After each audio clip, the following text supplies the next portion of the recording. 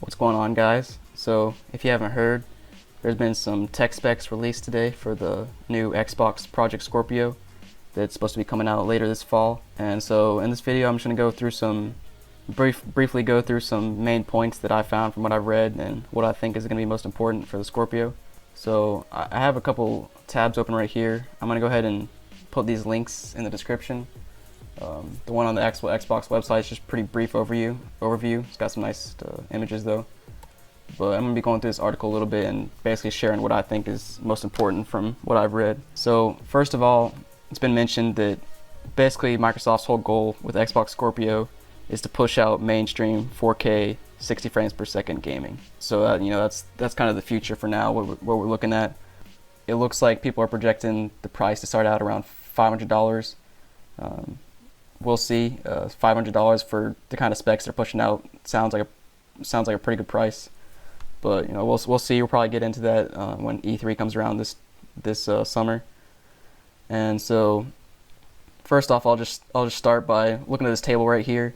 You don't need to worry about too much about the exact specs, but typically when you're looking at electronics for gaming, usually a higher number means better performance. I mean, obviously it's got to be optimized in the correct way, but if you see a higher number, it's probably got better performance. So we've got 12 gigabytes of RAM versus 8 on the Xbox One. We now have a higher memory bandwidth per second. CPU clocks in a higher frequency, all that kind of thing. Still got its native 4K. But yeah, you can read through this article if you want to get into real technicals. But basically, you can just see clearly from this table right here that all of the tech specs for Project Scorpio are much higher than Xbox One and PS4 Pro.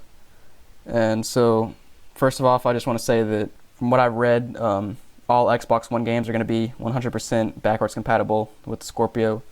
And it also looks like they're not planning on doing any exclusives just for the Scorpio. So if you're not able to upgrade to the Scorpio, you won't be left behind by Microsoft. So they have 12 gigabytes of memory, and 8 gigabytes goes to the developers, 4 gigabytes is dedicated to the system. In terms of the CPU is supposed to be, as you can see right here, supposed to be about 31% faster than the Xbox One. So that's a pretty big jump. We're going to be playing the same types of games, but much faster, higher graphic fidelity, that sort of thing. One of the biggest things that I found was where they say they're moving to Direct 3D 12. So this is a big one right here, because basically what this is the piece of hardware that basically sends instructions from the CPU to the GPU, basically like the pipeline. And traditionally, it takes thousands to hundreds of thousands of instructions to tell the GPU what to do, what it's going to render.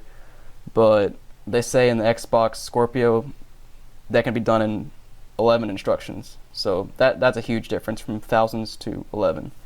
So that's a giant speed increase. So I think that's one of the most important things that I've read so far. So another important thing is with the hardware they've incorporated, you will be able to record 4K and 60 frames per second for all your game footage, whatever you like to record. And also, if you still have a typical just HD 1080p TV, you won't be left behind because of the 4K. It'll be able to be rendered in 1080p, so that's not a problem if you're not able to upgrade to a 4K TV quite yet. In terms of cooling, they basically have a new cooling system they call vapor chamber cooling. I'm not going to get into the technicals of that, but basically new fancy technology that they need to keep their very hot CPU and GPU chip to keep it cool. So another important thing is that they say that they have retained their internal power supply, just like the Xbox One S. So that's big, so you won't have that giant power brick sitting outside the console like in the Xbox 360 or the original Xbox One. They also said that as you can see right here, final form factor, we don't know that yet, but we'll see that at E3. I'm not really sure. I'm sure it'll probably be close to the size of the original Xbox One, but obviously they're having the power supply included. But we'll see if they could get it close to the size of the Xbox One S. That'd be huge, because that console is pretty good size. Now I'd say one of the biggest things I saw that kind of displays what kind of power the Scorpio has. So on your Xbox One, when you're running Forza at 1080p, it's using about 90% of the GPU in the Xbox One. But if you're running Forza on the Scorpio, the highest settings, it runs 60 frames per second at 4K resolution. That's only using about 60 to 70% of the GPU. So that's a big difference. So even when they're, Forza is a very graphic intensive game. So even when they're running that at full specs, still got about 30% of the GPU left for overhead, for whatever kind of other graphics they want to implement in future games. So I hope you learned something from this video, and make sure to comment down below to let me know what you want to see in the Scorpio, or what you think about it, whether you're going to upgrade or not.